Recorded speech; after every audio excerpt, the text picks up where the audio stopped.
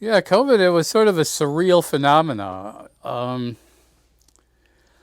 It was sort of like a wave still far out at sea, and you're sort of on the beach, and you're wondering, is this thing real? Is it going to wash over us, or what? You know.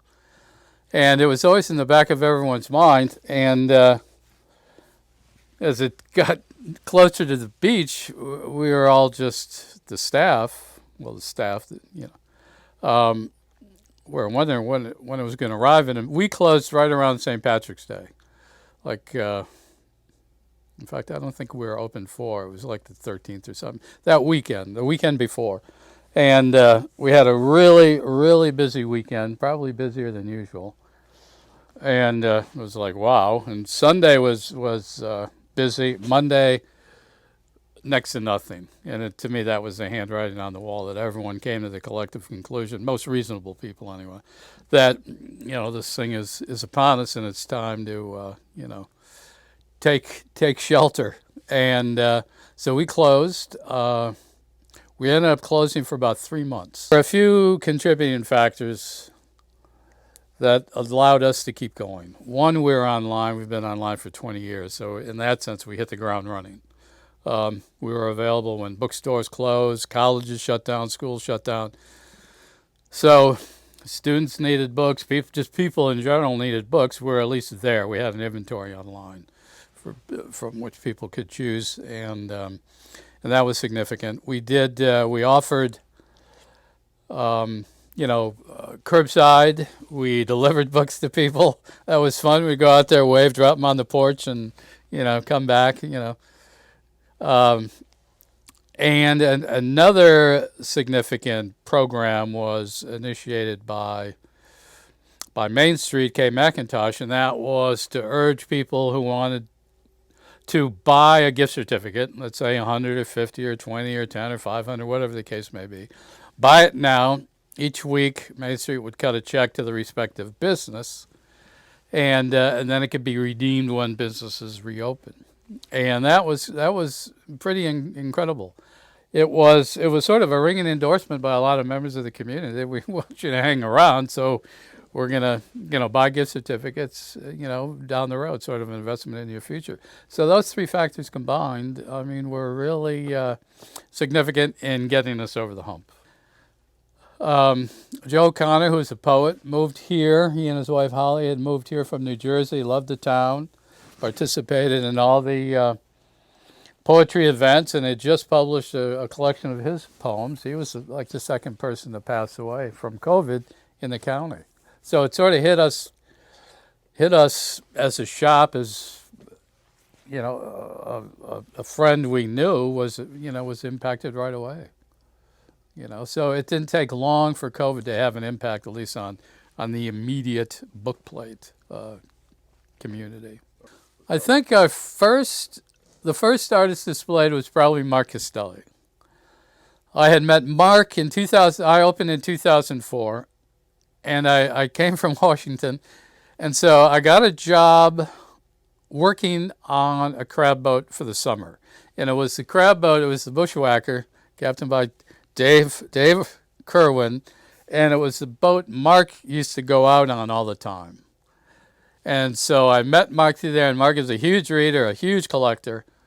And so, he pretty much single-handedly kept me in business, I think, for like the first 2 years. So what I'd do, I'd put the store together. It was just that one room, that small room in back. And so I would crab during the day. And so the crab paid for the store because it was just that small room at the time. So Mark was first. Then probably Matthew and Robbie did a large wall-sized mural up front. Jordan Cannon came in and did this, and everything hanging on the wall she created. It was for Harry Potter. Actually, Diagon Alley in the kids' room. And then she painted this later. And then she moved away years ago, but came back to paint Kiki on our tree there. And what we do here is everyone who was working at the store got to put up their favorite books in the tree. And then we kept a lot of spines empty. And then whoever spoke here or contributed a drawing or whatever else, we painted them on the spine of the book.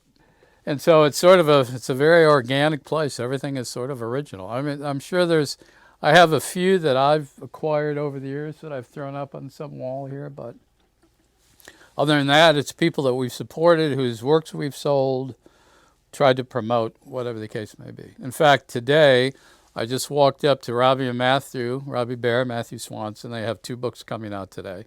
And I just dropped them off for them to sign. And Bookplate, as everyone knows, refers to an actual piece of paper affixed to the inside front or the end paper, denoting ownership, And there's sort of a side business to it. I mean, Bookplate's most famous artists in the world have done bookplates, designed bookplates, but the bookplate in this instance has absolutely nothing to do with bookplates. It has to do with plates, as in pottery, ceramic, whatever. Because when I broke the news to Lizzie, my wife, that I was thinking about doing a bookstore, because Aaron and Peter, who owned the salon across the street, Sheldon Ross, which are the 2 guys why we're here, because they were Lizzie's hairdresser in Washington for 25 years. And they urged us to come to Chestertown and visit one day, and this is what happened. But they owned the building at the time, and they couldn't find anyone to rent that, so they hooked me. Let's open a bookstore. So that's how that came to be. So I was sitting having breakfast when I told Lizzie we're at the Tasty Diner in Bethesda, and I said I was going to open a bookstore. And she goes, well, what are you going to call it? Do you even know yet? Because she was sort of shocked. She didn't know this idea had been percolating. So it sort of took her by surprise. I looked, and I really had no idea. And I was looking at my bacon and eggs, and I said, Bookplate? I was looking at a plate of eggs and decided to call it Bookplate. Our first guest was a guy named Robert Wilson, who used to own the Phoenix bookstore in Greenwich Village. He retired. He went to Johns Hopkins, and then he retired to St. Michael's. And I had just picked up, he has a number of books on book collecting. I picked one up, and then heard on the grapevine that he lived in St. Michael's. So I called him up and went down to visit him, and boom, nice house, but, has a huge library. And it was huge in the sense, he collected only, modern poetry. And so, and poetry being the thin volumes, you can put a lot of collections of poetry on in a big library, a large-sized library. Everyone who came into his store, he had sign and notebook. And it was everyone of the Beat generation. He knew everybody. He knew Ginsberg, he knew Burroughs, he knew Corso. And they all came in, all patronized his shop. And so everyone had to sign in their name, do a little ditty, do a little doggerel, do a poem. And, you're sitting at the dining room table. And, he had a million books, but the fascinating thing about it, there was a story behind every single book.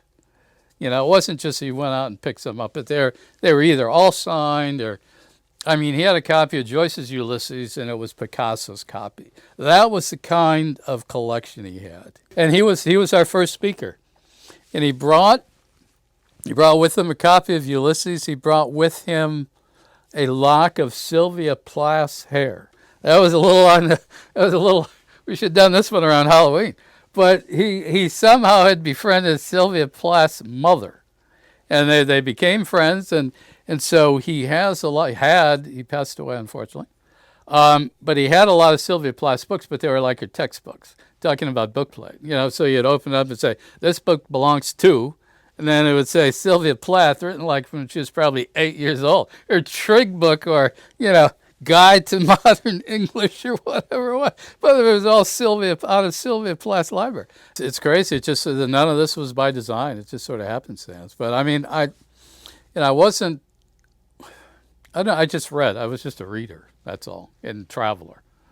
And so wherever I went, I went to bookstores and museums and always sort of tried to get an idea of what was going on through that medium, and I was always comfortable with. So really, this is just your big personal library. In a way, it is, yeah. Talk about an addiction out of control. There's no 12-step for this one. Meet a lot of interesting people. Well, we're glad you're here. Well, thank you. Glad to be here.